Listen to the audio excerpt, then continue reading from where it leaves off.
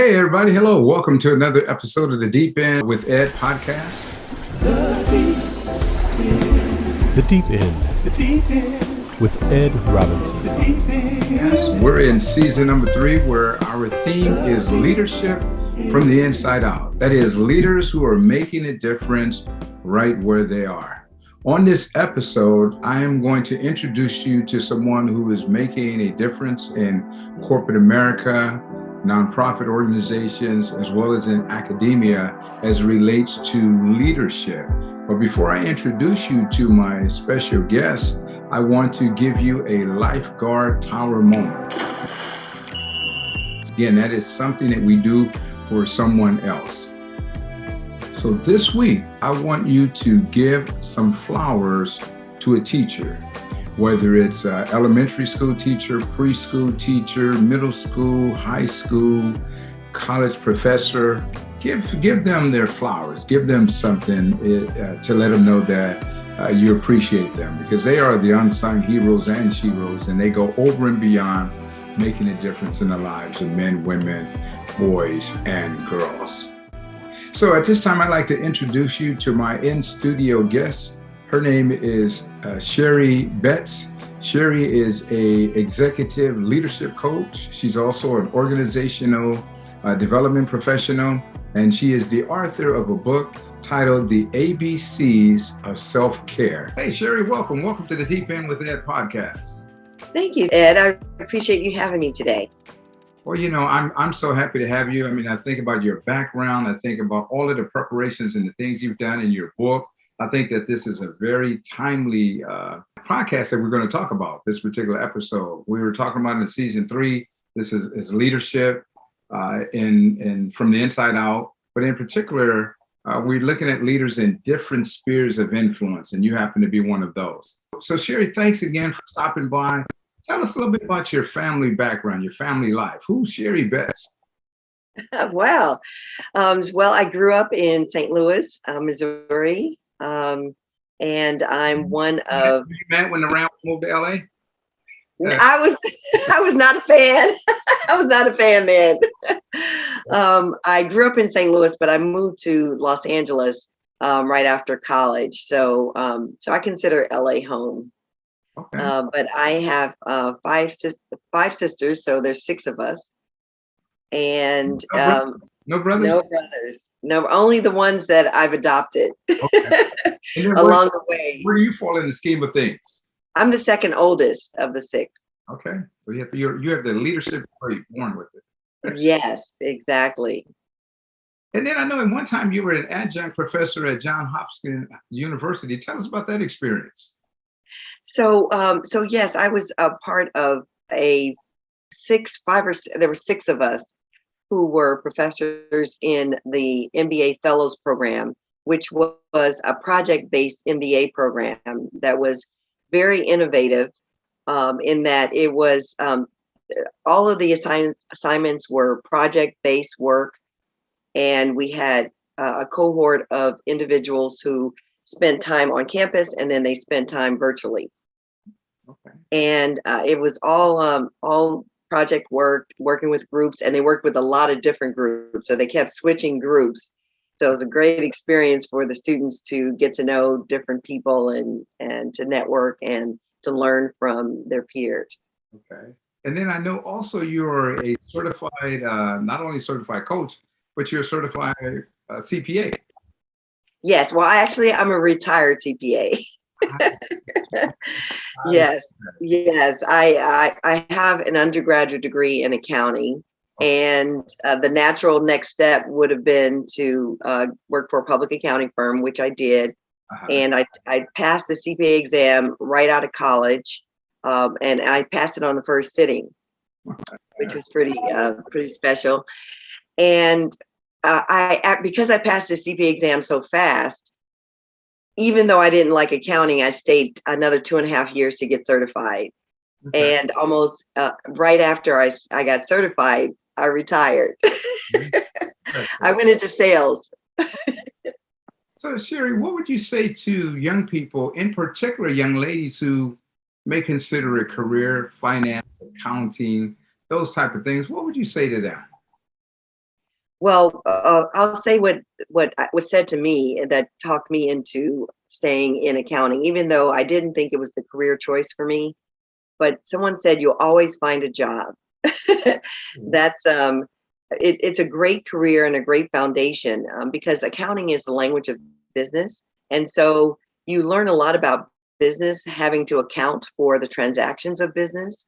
Yeah. And so I think it's a great foundation for anyone interested in business, a career in accounting. Okay. Finance is a little different. I don't know as much about finance. Okay. You wear so many different hats. So you are a certified executive coach. For someone who may not understand that, what is that field about? So what we do in leadership and executive coaching is we help leaders improve from where they are now to where they want to be. They have a vision of how they want their leadership style or behaviors to be, or who they want to be as a leader. They have that vision in mind, but sometimes there are gaps between where they are now and where they want to be or need to be as a leader in an organization. So as coaches, we help individuals fill in that gap and discuss ways that they can improve or maybe use their strengths in order to go to that next level or to achieve the goals that they want to achieve. Now, Sheri, do you have a particular niche, or as it relates to executive coaching? I know that's a niche itself, but is there like a subset of that, or any executive, C-suite, middle management, vice presidents, et cetera, et cetera? Yes, my sweet spot is middle managers and VP levels. I've coached the C-suite, but I like working with people who have a place to go upwards, because I help them advance in their careers and achieve new skills so that they can move up. Once you're in the C-suite, there's not much room for growth, as much growth. And so I like to work with mid-level, more senior executives, but not necessarily the C-suite. But I've helped lots of individuals at all levels. Excellent, excellent. Before we jump, And of course, okay. I'm sorry. I was going to say, and of course, self-care is a specialty. But in leadership coaching, you get all kinds of individuals. I like working with women, of course, and women of color to help them succeed in their careers or advance in their careers. So I would say my niche is self-care and women in leadership. Okay. Now, Sheri, you've done a lot of things. I mean, we talked about executive coaching, organizational development professional. You're an adjunct professor, a young retired CPA, and executive coach. What made you go into the field of coaching? Well, I started my career in job transition coaching. So I was working for an outplacement firm who were helping executives who were leaving their company or were laid off get a new job, whether it's an entrepreneurial position, they were interested in starting their business, or they were looking for another job in corporate America. So I was their transition coach, and I helped them in helping them with assessments, figuring out how to improve their resume, focusing on their accomplishments, and then I became their advice giver about the job search process. And so that's how I got started. And then eventually I started working with more leaders and doing more leadership coaching. That was a natural progression transition to what you're doing. Exactly, it was. Okay. So tell us the genesis behind the book, The ABCs of SelfCare. Well, the ABCs of SelfCare is a comprehensive book that can be read a little bit at a time, taking the 26 letters of the alphabet and helping people to understand how self-care can be applied in their life to develop a self-care lifestyle and a self-care mindset. Because Ed, what I found is that a lot of people think of self-care as pampering. And so they feel like they have, okay, I've done a facial, got my nails done, I've got a massage, I've played golf. I'm good. I've done my self-care. Well, self-care, there are 6 dimensions to self-care: mental, physical, emotional, spiritual, practical, and social.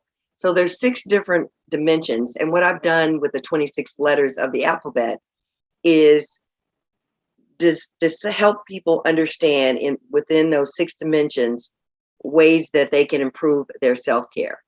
Okay. And I define self-care as making wise choices consistently to improve and to protect your well-being and your happiness. And so that's way more than pampering. Yes, It's about protecting your health and well-being. okay. I like that. Consistent, wise choices to improve your well-being and your To improve and protect. protect. Protect is a really key word. Protect your well-being and happiness. Okay. So I know there's 26 letters in the alphabet, but I just want to kind of pick out a few of them. So tell us, Sure. what does the A, the B, or the C stand for? Okay, sure. Letter A is act on awareness and acceptance. Okay. So first, have self-awareness. Be aware of what's happening for you, what you might need at a particular moment, what is going on for you. Be aware of that, and then accept that wherever you are is where you are. So you might not feel good about, oh, hey, I'm angry right now, Right. but hey, accept it as is and have compassion for yourself that it is what it is. Mm, And then take that awareness and that acceptance and act on it.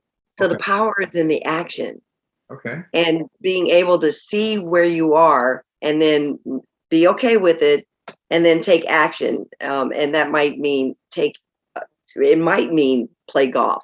It Okay. might mean get a massage, but it might also mean that you need to have a conversation with someone, or it might mean you need to ask for help on a project. Mm. So there's a lot of different ways you can act on that awareness. So that's letter A. Before you go to the B, I've been around people, as I'm sure you have in your profession, individuals who either low self-esteem, no self-esteem, addiction, or whatever. And the individuals I find, Sheri, who have been successful are those exactly what you just said. They act up on they accepted whatever it was that they were dealing with. In other words, they took responsibility. So I like Yes. to act on awareness. What's the B? The B is build boundaries. Okay. Ooh. so boundaries can look different ways. It could be that instead of scheduling 1-hour meetings, you schedule 45-minute meetings so that you have time in between meetings. It might mean taking breaks, more breaks during the day. It might mean ending a relationship that is toxic and is not in your best interest. So boundaries look different ways based on the person and what they're experiencing. So, but it's really important to build boundaries, and that's part of the protection of yourself. Another boundary is being able to say no more. And so, even though there's a chapter, is your new yes, boundaries still include being able to say no more. I was laughing at the onset when you said build boundaries because that was one of the challenges that I had. Not so merely that I was a yes man, but it was just hard for me to say no to people. And all right, we can do this, we can do it. Next thing you know, you stressed out and Yes. stressed out. So I love that one. Exactly. And I'm a recovering people pleaser, Ed. So keep in mind, I wrote the book that I needed to read Fresh. because I had trouble building boundaries. I had trouble acting on awareness and Okay. acceptance. Okay. And sometimes I had trouble choosing wisely, which is letter C. Okay. And choosing wisely means thinking about what it is that you need to do for yourself that is in your best interest and that the decision won't impact you negatively. So you have to make wise choices, and that might mean who you spend time with. It might mean what job you take. It might mean how much education you get, and it might mean asking to not take on a project or delaying a project. So choosing wisely is really important. And that's important that folks to know that, especially those that are listening or watching this, to know that you have choices, but as Sheri said, to do it wisely instead of just randomly. Yes, yes. And also too, Ed, you talked about responsibility earlier. And somehow if you don't go down the victim build track, if you don't get on that train, then you are making choices every day for your life. You're responsible for the choices that you make. And there's consequences to the choices that you make. So you have to decide, can I accept that consequence? Otherwise, make a different choice. So it's really important to take responsibility and not feel like you're a victim to your circumstance. You're making the choices, whether you realize it or not. You're making the choices. Even if you don't decide, you're making the choice. That's true. Wow. Thank you for that. Now, I know you're not a psychologist or a psychiatrist, but you're in the swim lane as it relates to self-care. What have you found, Sheri, to be some of the root causes that percolates below us human beings that cause us to not do self-care?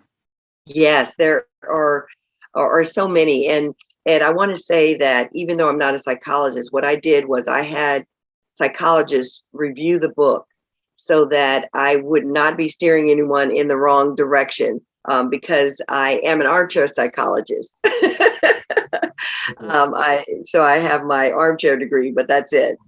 But I've read a lot of self-help books, and I've done a lot of work on myself. I've gotten therapy and coaching and hypnotherapy. I've done a lot of work to feel like I'm happy, healthy, and at peace.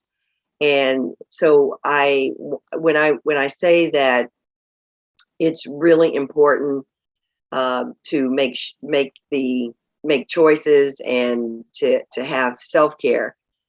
A lot of the background stuff that happens is negative programming from our past. And a psychologist will tell you that most of the time, only 12% of our conscious mind is ruling our lives. 88% is being ruled by our subconscious mind, which somehow formed when we were children. Mm-hmm. So a lot of our lack of willingness to take care of ourselves is in somehow when we were younger, we weren't taught that we were worthy, that we were enough, that we deserved to be taken care of. So a lot of the messages that we get from childhood could be running amok and helping us to stay and not be as committed to self-care. So but there's also some. Before you go, I'm sorry. Ask a, negative tapes over and over and over that 88%. Okay. Yes, that negative self-talk is coming from our subconscious mind. And so our brain can only hold one thought at a time. So we have to really train our brain to immediately turn negative thoughts into positive and to focus on what we want and not what we don't want. Okay. And so it really is making sure that you are aware, again, that this is happening for you. You're running the tape, or there's something that you haven't forgiven yourself in the past. And that could be could be an issue. I had a client who had a baby young as a young teenager, and she was beating herself up about having a young child. She raised this beautiful adult, really phenomenal individual, and yet she was still beating herself up for having a baby when she was younger. And she finally gave herself permission to take care of herself. And it was such a great wonder to see that aha moment to say, hey, I deserve to be taken care of, and I'm going to do it. I'm going to become my own best friend. So I'm sure that some of those feelings that she must have been experiencing during all the time probably were coming from folks within her sphere of influence, telling her, well, you're too young and you had a baby out of wedlock. And yes, exactly. It was all those negative tapes that she was listening to instead of letter I, internally validating. She wasn't internally validating herself. She was getting external messages. Got you. So sometimes we have to forgive ourselves fast to be able to do that. One other thing that I wanted to mention too that is really interesting is a lot of people, when I did a survey about the importance of self-care, they said self-care was important, but they didn't have time for it. And I said, Okay. yeah, right. So what I try to help people to understand is self-care is preventive maintenance. It helps you develop your stress resiliency. It helps you to improve the quality of your life. It helps you to have more happiness and health and peace of mind. But it also is a way for you to be thinking so that you can improve the quality of your life. So it's not something that you can optionally decide to do. It's something you need to do. It's an essential life skill. And thankfully, it can be taught. And what I've tried to do was to educate people about different ways to develop self-care and improve the quality of their lives. Excellent. You know, when you said preventive maintenance, I thought about that commercial. I don't know if it was Meineke or someone had a commercial that says you could pay us now or you can pay us later. Exactly. And I say this is one of my favorite quotes, that if you don't take time for rest, you'll take time for illness.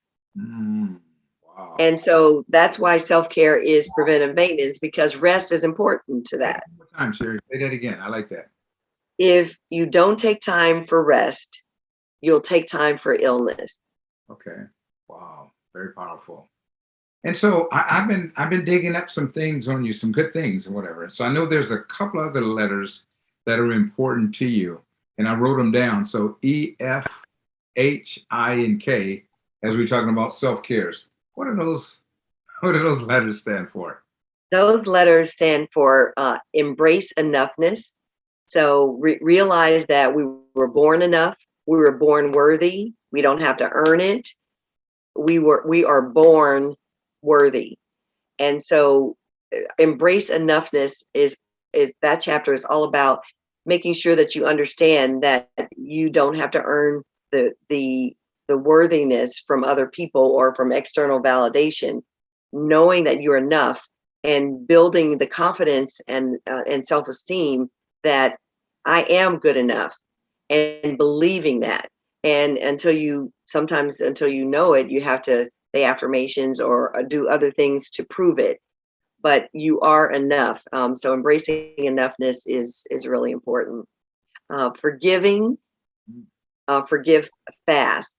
So I say women and people of color probably have the most bad behavior from other people. They get bad behavior from other people, whether it be sexism, racism, microaggressions, unconscious bias. And you have to forgive people. You know, people are doing the best that they can. It might not be the best we'd like, but they're doing the best they can. And so we have to learn how to forgive those bad behaviors of other people and be able to move on. So the letter F is about forgiving, and forgiving yourself sometimes is part of self-care. And sometimes we have to forgive ourselves before we can forgive someone else. But letter F is about forgiving fast and often. And as you know, Sheri, let's just face the facts value, as my father-in-law used to say.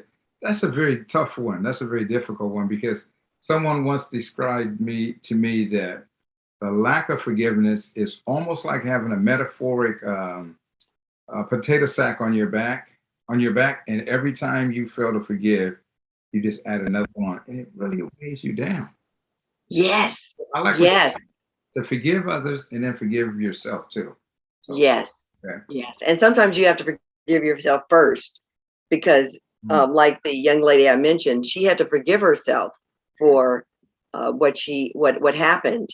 And then, you know, it's easier to forgive other people when you can forgive yourself. And I find that is sometimes why people can't move on and forgive, because they haven't forgiven themselves. And so it's hard to forgive other people if you haven't forgiven yourself. Okay. Makes a lot of sense to me. Okay. And you have the H, I believe. Yes. So I believe letter H is sort of the umbrella for all of self-care. Okay. And it's have healthy self-advocacy. Okay. Have healthy self-advocacy. So if you are advocating for yourself and balancing the needs and wants that others want of you and the needs and wants you have, if you're balancing that, that's healthy self-advocacy. Now the extremes are not good. So if you're keeping your best interest at heart and to an extreme, then you're being selfish. So that's an extreme. The other extreme is being selfless, like you described, always saying yes, always being there for everybody. That's selfless. Okay. So you want something in between, Okay. and that's the balance and having healthy self-advocacy. Okay. So I believe that that's kind of an overarching theme in the book, because if you're willing to consider your own best interest and take care of yourself as well as, or even better than you do other people, then you're demonstrating healthy self-advocacy. Now, if your life is all about pleasing everybody, making sure everybody else is taken care of, then that's when you get into some of these toxic behaviors and you get into not being rested enough or being happy or healthy or at peace on a regular basis. And then you need more self-care. Okay. Wow. Powerful stuff. How about the I? So the I is internally validate. Okay. So internal validation as opposed to getting external validation. Okay. And in order to internally validate, you have to have confidence in yourself, in your abilities, and sometimes you have to build that confidence in order to be able to internally validate. Okay. But we live in a world of social media, and it's kind of turned us into living for the likes, I call it, living for Yeah. the hearts that people add to our social media pages. And, I've heard people say, God, I only got 5 likes on this picture. I don't understand. Like, what the heck? Right. Why do you need a like in order to feel like, that you are worthy? And so the external it's okay to want likes, but to have it be something that you focus on or that it's important, too important, you can't count on it. And if you live your life waiting for external validation, waiting for people to tell you you're wonderful or telling you that you are a good person, if you wait for that, you might not ever get it. So you've got to, as I said, be your own best friend and internally validate. And if you're not confident about your abilities, put more time into doing that. Put time into building self-esteem and do the work so that you can actually have the ability to internally validate. When you were explaining it so aptly and clearly explaining it, Sheri, there were 2 things came to my mind. So I'm a movie buff, so going back to, I guess it was 79, 80 or so, maybe you weren't born at that time. But I wasn't. The movie with The Wiz, with Diana Ross, the late Michael, Yes. Nipsey Russell, et cetera, et cetera. And there was a line in there where Lena Horne was singing, and I'm certainly not going to try to sing, but she was talking about home. She says, home is not a place where you eat or sleep. Home is knowing your heart and knowing your mind, knowing your courage. If you know yourself, then you're always home anywhere. And I was a teenager back then, and I'll never forget that. And I used to say it to myself all the time. So that's one Yes. thing. And then That's a great song. Yeah. And then coming into the 21st century, I was talking to a friend of mine's, and I stole it from her. I was talking to her one day, and on the back of her, or hanging on the refrigerator, it says, "Don't believe everything you think." And I'm like, yes, it's powerful. So I just wrote it down, and I keep saying to myself, assume good intentions. Don't believe everything you think. It's not as bad as it may seem. So, absolutely. Absolutely. The news would like to tell you otherwise because, they focus on the bad news. But one of the things that I remind people too is that we are, as human beings, have a negativity bias. That's just who we are as human beings. So we have to really work harder at changing those negative thoughts into positive ones. And that's why some people use affirmations, but just being aware that you're having a negative thought and switch that around. And finding a phrase or something or focus on something more positive or something in the future. Yes. So I think that it's really important to keep in mind that, you want to avoid that negativity bias and retrain your brain. But I want to tell you about another song that is also more recent. Is "This Is Me," the theme from The Greatest Showman. Yeah, okay. And so in the book, I wanted people to reflect, and there's an opportunity for them to reflect in the book and answer questions that I've asked as a coach would ask them. They are able to coach themselves. Yeah. And I suggest a song for each chapter. So that it will sort of, get them in the mood to reflect. And also too, if you're having having trouble with maybe internally validating, you can play the song "This Is Me" by Kayla Settles, and that might help, spur you on to feeling a little better about yourself. So I have a playlist for all 26 letters, so that people can use song. If they don't want to reflect and journal, they can use song to help them with any letter in the alphabet. Okay, I love it. Hey, so in your opinion, thank you very much for, just making it real plain relative to what those unique letters stood for in the ABC self-care. What, in your opinion, when do you think a person needs self-care? Well, if you are not experiencing happiness, health, or peace of mind on a regular basis, on a consistent basis, not every day, that's not going to happen. But if you're not experiencing those three things on a regular basis, then odds are you need more self-care. Okay. So how has the pandemic impacted your coaching business? Up, down, or are you seeing an uptick in people who need, your services, or how would you describe that? Yes, I've seen an uptick, especially because coaching, it's more now the norm that coaching will be done virtually as opposed to in person. Okay. And so I think coaching has definitely expanded.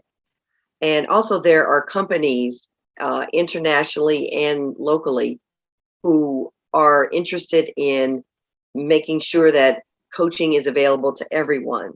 And so that's normalized coaching quite a bit. And so I would say definitely there has been more of a need for coaching. But I also want to emphasize too that even before the pandemic, there was a global pandemic that was related to mental health. And so Gallup has said that people who were angry, sad, worried, anxious, that has been on the increase way before the pandemic hit. And this is globally. And so we have a mental health pandemic, and we're starting to see it more with younger people, with people like Chelsea Christ, who committed suicide, and Ian Alexander, who committed suicide, Regina King's son. And these young people are acting like they have it all together, and online they're giving the image, but really they're suffering in silence. And so we have a mental health pandemic. And I just want to encourage anyone who is experiencing any lack of happiness or health or peace of mind on a regular basis to get professional help. Of course, my book will help. But I say in the book all throughout, I believe in getting help from a therapist, from a coach, from a hypnotherapist, anyone who can help you to improve your mental health, because it really makes a difference in the quality of your life. And that's a very good transition to segue. When you were talking about the young people, I have a couple of articles here on my desk, and one of them, I don't know if you've heard about this young lady, Katie Meyer. Katie Meyer was the she was the captain of the Stanford University women's soccer team. And a few Oh, weeks ago, she committed suicide. She was oh my goodness. she was on the 2019 National Collegiate Athletic Championship team. And then there were two other students that died by suicide connected to Stanford. And then one died, just totally separate. So you look at that. And then I was looking at this article. This one has to do with Naomi Osaka. Mhm. Osaka has come out and talked about her challenges with mental well-being and things of that nature. Simone Biles in the latest Olympic Games, and then you got the world-renowned swimmer Michael Phelps. And I have to say, Sheri, I am glad that they have come out to talk about those things because it makes it kind of like more open and towards your end, as you were saying earlier, if anyone, whatever your age is, and you feel like you're in a situation, seek out, cry out. It's okay to reach out to talk to someone. Yes. And, social media has sometimes made us feel like we have friends. And I call them, in some cases, I'm friends on Facebook with real friends. And other times they're just, associates or acquaintances or people I don't even know. And so you can develop a relationship, but it's not the same as having a relationship, somebody you can talk to. And sometimes you do need professional help. And I'm so glad that the some of these more celebrities and people who have the public eye are making it more normal for people to express that they're having some mental health challenges. And I put in the example in the book of Simone Biles. What she did was she protected her mental, physical, and emotional health. That is a great example of self-care. And I think it's really phenomenal that so many other athletes and other celebrities are coming out about that. And I think I read that the second highest reason for teen death is suicide. And one of the things that I want to do as I educate more people about the importance of self-care is I want younger people to realize these concepts earlier. Because I learned them, I'm a little seasoned. I don't like to say older. I'm a little seasoned. And so I learned, it took me a while to learn these concepts. And so I want young people to learn them and learn them without learning the lesson the hard way. And and I thank you, Sheri. Sheri, one of the other things that I see, an area that I came out of for 11 years is the ministry or the faith-based communities. And I know in many of the churches, it's almost, there was a time, at least when I was coming up, it was taboo to talk about mental wellness, mental illness, that is, or talk about depression, talk about suicide and those things. But they're happening all around us, and people are coming in to ministries with their hurts, their habits, and all of their hangups. And so Yes. I see that some churches are starting to pivot and to even talk about it. So that's encouraging too. Yes, yes, because sometimes, and I believe chapter S is about spiritual practices. Whatever God, whatever you believe in, God, the universe, whatever. I think it's really important to have spiritual practices as part of your self-care. And I also believe that sometimes you need clinical help, and you're a man of God, you are a pastor, but you don't have clinical background. So in some cases your parishioners needed more help from someone professionally, someone who could help them work through maybe some of those subconscious issues that are playing in their mind that's affecting their negative self-talk that tells them that it's not worth living. So I think it's real important that you get help from a lot of different facets. In fact, I say a key component of self-care is asking for help, whether that means ask for help on a project, whether it means to ask for help from a mental professional, from a psychological professional, or if it's you're a student and you need help in getting good grades, get a tutor. Asking for help is a really important part of self-care. And when I was in a role as a pastor, and on my phone, I have like a referral list. And there were times when I knew, in the words of former President Barack Obama, when things were above my pay grade, I knew, okay, let me call this person, and the person would be open to connect to a psychiatrist, a psychologist, a therapist, et cetera, et cetera. So Yes. thank you for that reminder. What are some basic tips? Are there just a few tips that you can give to our listening or viewing audience relative to just practicing self-care? What are some things they can do, whether it's centering, yoga, or whatever? Yes. Well, I say one of the best things you can do is develop a morning and evening routine.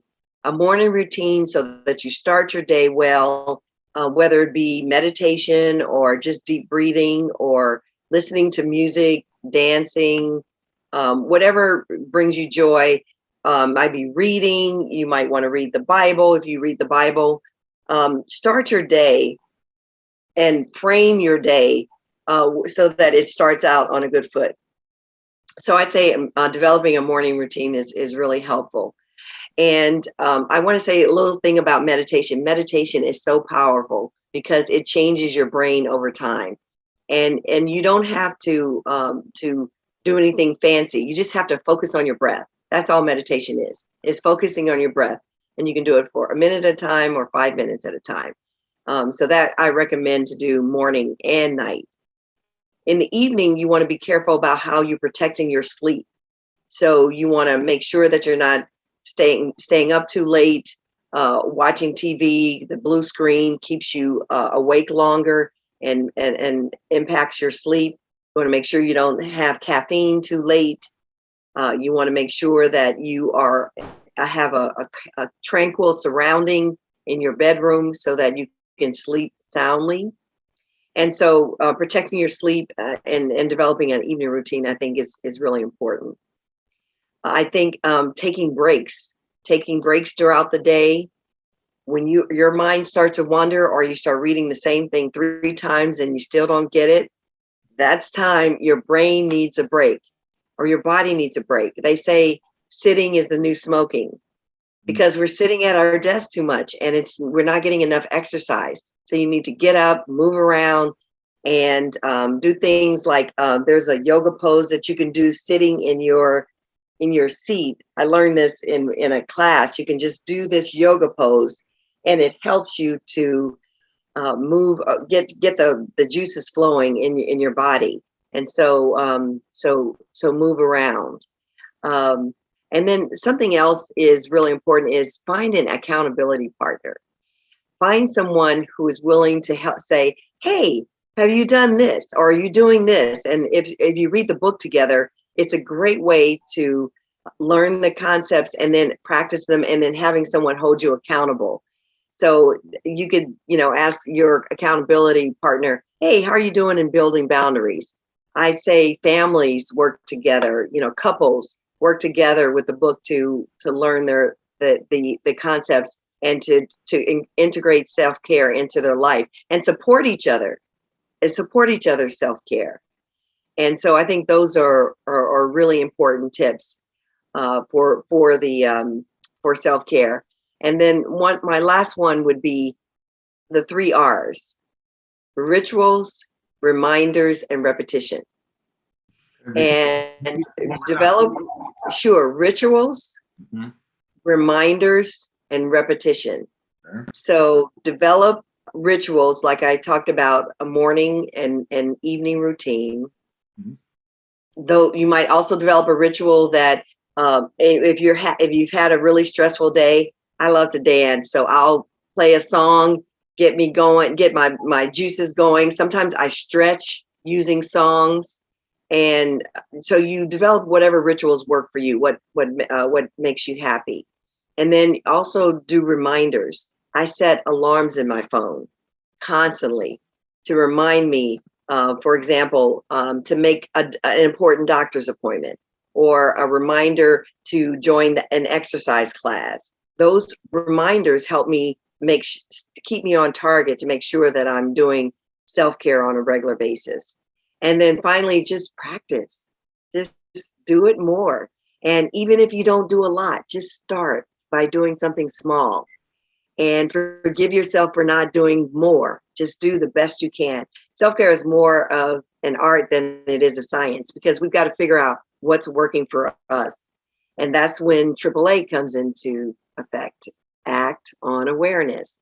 So be aware of what it is that you need, and make sure that you're giving yourself what you need. And sometimes more of your wants. And that will help with your self-care. Excellent, Sarah. Thank you very much for that. So as we get ready to land the plane, I just want to do a little bit of lightning round, this or that. So, Sure. would you prefer mediating or meditation? Meditation for sure. Okay. A ebook or a physical book? I like the physical book. I'm very visual, so I like reading physical books. All right. Counseling or coaching? Coaching for sure. A call or a text? Definitely prefer a call, but I love texting too, because it's quick and easy to get a message across. But I'm missing, excuse me, I'm missing the personal connection from a phone call. I'm missing that because texting has become a way of life. All right. Now, this last one is old school. Old school ledger, write things down, or automation? I do both. I actually have a physical calendar, and I have a phone calendar and lots of notes in my phone. In fact, this book started as notes in my phone. All right. Well, Sheri Betts, I thank you very much for taking the time to share this wonderful information. First of all, letting us know who you are, and then your amazing book, The ABCs of SelfCare. So I know my listening audience, as well as the viewing audience, want to know how to get in contact with you, and if so, how do they do so? Sure. So I have a website, www.ABCs of SelfCare. Love for you to connect with me there. Leave your email so that I can contact you. And I promise you, I will not send you a lot of emails. I want to say that. It would definitely be to educate you or to inform you about an event I'm having. So go to the website, and there's also resources there. There's also a questionnaire that you can take to help you prioritize the letters. If you're trying to figure out where to get started, there is a questionnaire on my website and in the book that will help you to prioritize the letters. And then I'm also on Instagram at ABCs of SelfCare. Okay. So Sheri, thank you very much for, again, sharing this insightful, helpful, inspiring information. And we wish you nothing but the very best in all of your future endeavors. Thank you so much, Ed. I really appreciate you having me on today. And I love talking to your audience. And I'm grateful to have this opportunity. Thank you. You're welcome. And one final thing before we let Sheri go, I just want to encourage anyone, as Sheri said, if you're feeling suicidal or you're challenged with something, you can call 911 immediately, or you can also call the National Suicide Prevention Lifeline. Their number is a toll-free number, 800-273, the letters TALK, TALK, or 8255, and we'll post that at the end of this episode. So let me give you my coachable moment. So the coachable moment is, again, something that you do for yourself. So I want you to take the time to build up members of your team, whether it's on your sports team, whether it's on your work team, your family team, your ministry team, or whoever is in your sphere of influence. I want you to take the time to build them up, to show them that you appreciate them, that you value them, that you want nothing but the best for them. So take the time to do so. So again, as always, I thank each and every one of you for tuning in. Again, thanks Sheri Betts for sharing that profound information that she shared with us relative to self-care. And a special thanks to Nicole Robinson, who directs and produces the Deep End with Ed podcast. Please subscribe to our podcast on Instagram and Facebook at Deep End with Ed. And keep in mind that the Deep End with Ed podcast is a Beyond the Mask Conversation Productions.